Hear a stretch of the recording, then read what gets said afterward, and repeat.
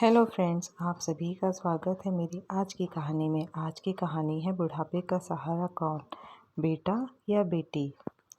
हम सभी लोग मेन हॉल में बैठे बैठे चर्चाएं कर रहे थे। तभी मेरी बहन ने मुझसे एक प्रश्न पूछा कि भैया यह बताओ, आदमी के बुढ़ापे का सहारा उसकी बेटी होती है या उसका बेटा।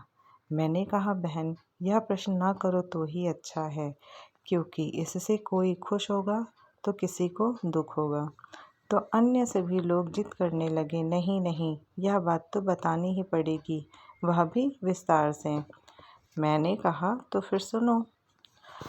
बुढ़ापे का सहारा बेटा या बेटी नहीं, बहू होती है। जैसा कि लोगों से अक्सर सुनते आए हैं कि बेटा या बेटी बुढ़ापे की लाठी होती है, इसीलिए लोग अपने जीवन में एक बेटा एवं एक बेटी की कामना ज़रूर रखते हैं ताकि बुढ़ापा अच्छे से कटे। ये बात सच भी है, क्योंकि बेटा ही घर में बहू लाता है। बहू के आ जाने के बाद एक बेटा अपनी लगभग सारी जिम्मेदारियां अपनी पत्नी के कंधों पर डाल देता है और फिर बहू बन जाती है अपने बूढ़े सास ससुर की बुढ़ापे की लाठी।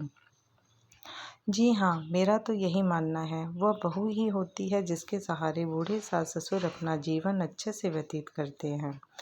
एक बहू को अपने सास ससुर की पूरी दिनचर्या मालूम होती है। कौन कब और कैसी चाय पीते हैं, क्या खाना बनाना है, शाम में नाश्ते में क्या देना है, रात को हर हालत में 9 बजे से पहले खाना बनना है। अगर सास ससुर बीमार पड़ जाए तो पूरे मन या बेमन से बहू ही देखभाल करती है। अगर एक दिन के लिए बहू बीमार पड़ जाए या फिर कहीं चली जाए तो पूरे घर की धूरी हिल जाती है। परंतु यदि बेटा 15 दिवस की यात्रा पर भी चला जाए तो बहू के भरोसे घर सुचारू रूप से चलता रहता है। बिना बहू के सास ससुर को ऐसा लगता है जैसा उनकी लाठी ही किसी ने छीन ली हो। वे वे चाय नाश्ते से लेकर खाने के लिए छटपटा जाएंगे। कोई और पूछने वाला उनके पास नहीं होता, क्योंकि बेटे के पास समय नहीं है। अगर बेटे के पास समय भी मिल जाए तो वो तो कुछ नहीं कर पाएगा, क्योंकि उसे ये मालूम ही नहीं कि माँ बाबूजी सुबह के नाश्ते से लेकर रात के खाने तक क्या खाते हैं।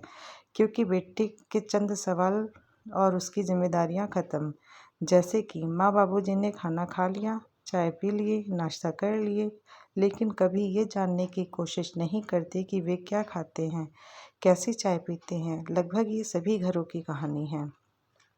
मैंने भी अधिकतर ऐसी बहुएं देखी हैं जो अपनी सास की बीमारी में तन मन से सेवा करती हैं। इसलिए मेरा मानना है कि बहू ही होती है बुढ़ापे की असली लाठी। लेकिन एक बात और सच है कि आप में भी अक्ल होनी चाहिए। हर वक्त मेरा राजा बेटा, मेरी रानी बेटी की रट छोड़ मेरी अच्छी बहू रानी की रट भी लगानी चाहिए। अतः अपनी बहू में सिर्फ कमियां ना ढूंढें, उसकी अच्छाइयों की कद्र करें। आज का संदेश: बहू की त्याग और सेवा को पहचानिए। बेटा या बेटी से पहले बहू को अपना मानिए। और मेरी बेटी मेरा अभिमान, मेरा बेटा मेरा अभिमान कहना तो चाहिए, लेकिन उससे ज़्यादा गर्व से कहो, बहू मेरी बहू मेरा अभिमान। धन्यवाद। अगर आप सभी को मेरी स्टोरी अच्छी लगी हो तो इसे लाइक और चैनल को सब्सक्राइब करना ना भूलें। धन्यवाद।